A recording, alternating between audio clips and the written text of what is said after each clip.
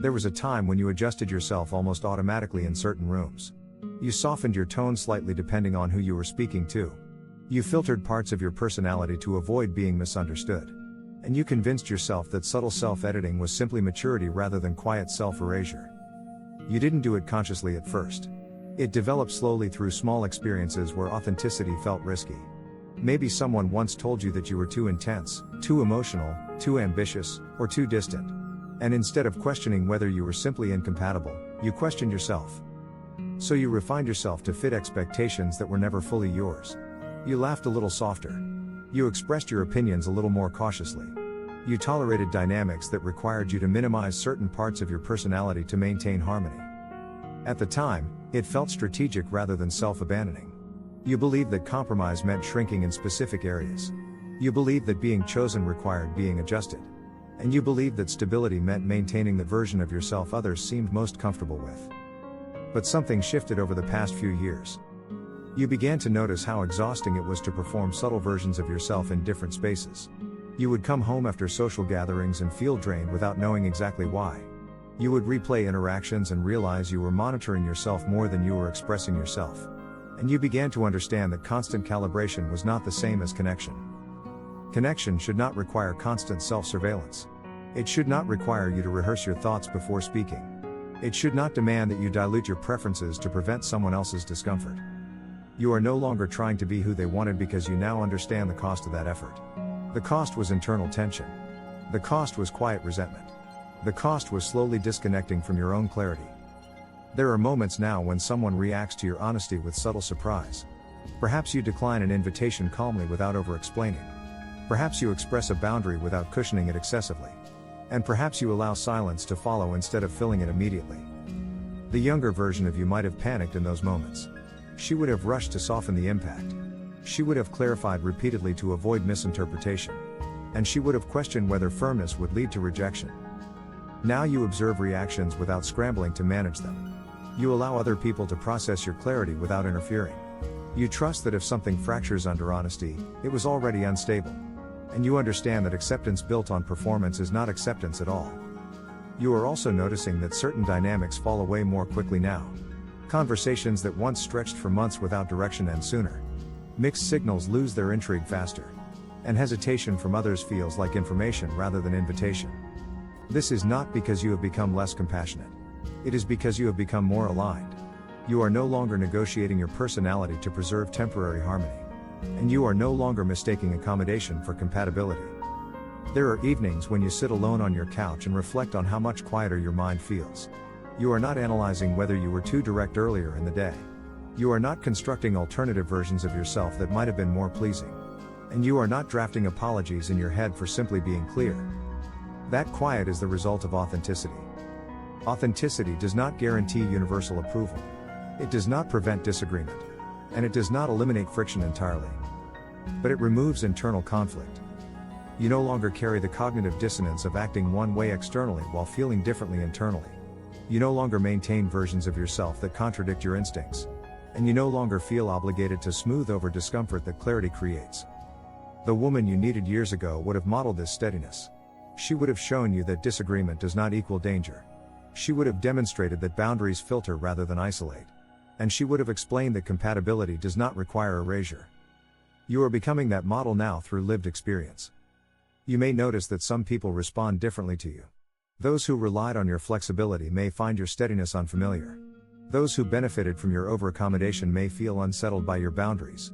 And those who valued your self-doubt may feel the shift immediately. That response does not mean you are becoming difficult. It means you are becoming clear. Clarity exposes mismatches more quickly. It prevents prolonged confusion. And it accelerates alignment. You are no longer trying to anticipate what version of you will be most accepted in each environment. You are allowing consistency to define you instead of adaptation. You are speaking in a tone that reflects your internal reality rather than external expectation. And you are trusting that the right environments will respond with ease rather than resistance. There is also a noticeable shift in how you interpret rejection now. In the past, rejection felt like proof that you had failed to adjust correctly. You would analyze what you could have done differently to secure approval. And you would often assume responsibility for incompatibility. Now you understand that rejection often reveals misalignment rather than inadequacy. It narrows your path intentionally. It filters out what required performance. And it protects you from long-term self-erasure. You are not becoming rigid, you are becoming integrated. Integration means your internal values and external behavior align more consistently. It means you do not say yes when your body says no. It means you do not perform enthusiasm when you feel indifference. And it means you no longer shape your personality to fit someone else's comfort zone. This evolution feels quieter than rebellion but stronger than compliance. It does not require dramatic confrontation. It does not require public declaration. And it does not require anyone's permission. You are simply showing up as yourself more consistently. That consistency builds self-trust. It reduces anxiety before social interactions. It minimizes regret after conversations. And it creates a baseline of steadiness that feels unfamiliar but grounding. The version of you from years ago might have worried that authenticity would reduce options. She may have feared that being fully herself would narrow her opportunities. And she may have believed that flexibility was the key to being loved. Now you understand that authenticity narrows the wrong options and strengthens the right ones. It clarifies compatibility faster. It reduces wasted time in misaligned spaces. And it attracts environments where performance is unnecessary. You are no longer trying to be who they wanted because you have finally recognized who you are comfortable being. That comfort did not arrive through theory. It arrived through experience, reflection, and recalibration. And it continues to deepen each time you choose clarity over performance. This shift will shape every future dynamic in your life. It will determine which connections feel sustainable. It will influence how you navigate uncertainty. And it will anchor you in environments that do not require self-editing to survive. The woman you needed years ago was steady, self-assured, and unapologetically clear. She did not contort herself to maintain temporary harmony. She did not equate being wanted with being understood. And she did not confuse accommodation with love. Now you are embodying her. And you are doing it without announcement, without drama, and without seeking permission. There is another subtle shift happening that confirms this evolution. You no longer rehearse alternate versions of yourself before entering certain spaces. In the past, you might have adjusted your tone in advance depending on who would be present. Now you enter rooms with less mental preparation and more internal steadiness. That reduction in rehearsal frees cognitive energy. You are no longer pre-editing your personality to prevent hypothetical discomfort. You are no longer calculating how to appear more agreeable or less intense. And you are no longer shaping your presence to avoid being misunderstood. Misunderstanding no longer feels catastrophic. It feels like information. If someone misinterprets clarity as harshness, you do not collapse into explanation. You evaluate whether the misalignment reflects incompatibility rather than error. This discernment would have been invaluable to you years ago. The younger version of you often assumed that misalignment meant self-correction was required. She believed that discomfort signaled deficiency. And she worked tirelessly to reduce friction even when friction revealed truth. You are now comfortable allowing small amounts of discomfort to exist without rushing to erase it. You understand that healthy relationships can tolerate difference. You understand that clarity may create temporary tension but long-term respect. And you understand that smoothing every surface often hides deeper cracks. There are also changes in how you interpret silence. Silence used to feel like a void demanding explanation. You would fill it quickly with reassurance, apology, or additional context. Now you let silence breathe without assuming it carries accusation. Letting silence exist reduces urgency. It allows others to reveal their consistency over time. It gives space for patterns to emerge naturally. And it prevents you from overextending yourself to control outcomes prematurely. You are becoming someone who trusts observation more than reaction. When energy shifts, you notice it without immediately personalizing it. When communication slows, you register it without escalating it. And when enthusiasm fluctuates, you evaluate rather than compensate. This evaluation process protects your emotional balance. It prevents you from investing disproportionately. It keeps your expectations aligned with behavior. And it reduces the need to perform stability when you feel uncertain. The woman you needed years ago would have modeled this composure. She would have shown you that steadiness is magnetic in its own way. She would have demonstrated that not chasing clarification often reveals more than demanding it. And she would have reassured you that clarity eventually filters out confusion. You are also becoming more selective about where you invest emotional energy.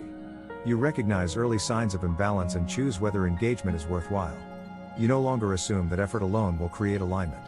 And you understand that mutual interest is visible without excessive interpretation. This selectivity is not cynicism. It is conservation. It protects your capacity for depth in spaces that reciprocate it. And it preserves your emotional resources for relationships built on consistency. There are mornings when you wake up and feel lighter, not because everything is resolved, but because you are no longer contorting yourself. You move through your day without constant self-monitoring. You speak without pre-filtering every thought for maximum approval.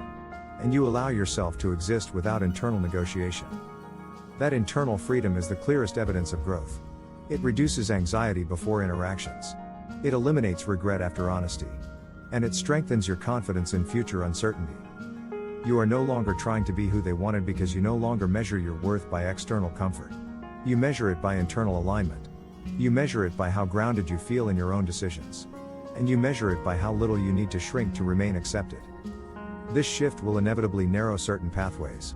Some people will prefer the earlier version of you who accommodated more readily. Some environments will feel less receptive to your clarity. And some dynamics will dissolve quietly as performance disappears. But what remains will be stronger. What remains will not require rehearsal. It will not demand constant adjustment. And it will not depend on your self-doubt to survive. You are becoming integrated rather than adaptive. Integration means your values, instincts, and actions align more consistently. It means you no longer divide yourself across contexts. And it means you trust that authenticity will attract alignment over time. The woman you needed years ago was not louder, she was steadier. She was not aggressive, she was anchored. She was not indifferent, she was clear about what felt sustainable. Now you are embodying that steadiness naturally. You are allowing your personality to remain intact across environments. You are honoring your instincts without immediate self-correction. And you are choosing clarity even when it narrows your audience. That narrowing is not loss. It is refinement. And refinement is the quiet reward of self-trust.